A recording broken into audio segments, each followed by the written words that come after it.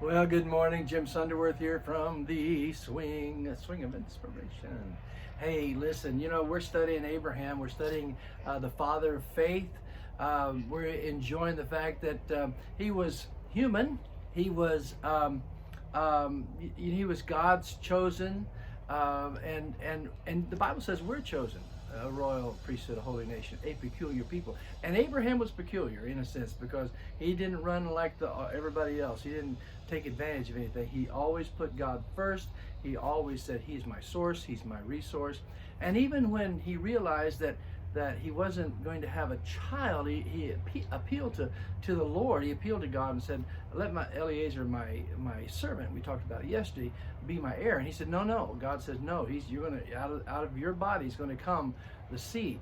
And the Bible says in Genesis, the 15th chapter, he said, in the 6th verse, he said, he believed him, because just in that verse before, in verse 5 of this 15th chapter of Genesis, God took him outside the tent and he said, listen, it's not going to be Eliezer, it's going to come from your body, and I want to show you something. You see those stars? He took him outside, he showed him all the stars. He said, if you can count them, that's going to be as your seed. And the sands of the sea and the stars of the sky, that's how many people are going to come from your loins. That's how many people is going to come from you. And so, and he counted it to be righteousness for him. Abraham did. And then he said unto him, am I the Lord who brought you out of, God said to him, am I the Lord that brought you out of the Ur of the Chaldees, and I want to give you this land to inherit it? And he said to the Lord, how shall I know that I will inherit it? Well, now we begin, and it's hard to do this in 5 minutes, so we'll be doing it over a period of time. But now we begin the covenant. Now we begin what it means to have a covenant, a bond with God. Abraham said, God said, this is how you're going to know it, because I'm going to make a bond, I'm going to make a covenant with you. He said, bring me a 3-year-old heifer, a 3-year-old female goat, a 3-year-old ram, a turtle dove, and a pigeon. And he brought him, and I, as a kid, I went, ooh, but he cut them all in half, and he told, and they walked through this. There was a blood covenant. In other words, you see, life is in the blood. If you take the blood out of anything, it's going to die. Life is in the blood. So God split these animals, and he walked down through them. This covenant was, they were passing through these two halves, saying, we're bonding in blood. We're bonding, my blood, your blood. And the thing was, here's something, and also another thing they were establishing, something innocent of these animals were dying to make a covenant with God. Because of their blood, God was making a covenant with Abraham. And so God set this thing all up. The shedding of this blood was the beginning of a covenant. So number one, remember, God initiated this bond. He initiated the cutting of the animals and both of them walking through right down the middle of the split of these animals. And then the offering of the blood sacrifice would become a requirement in this covenant.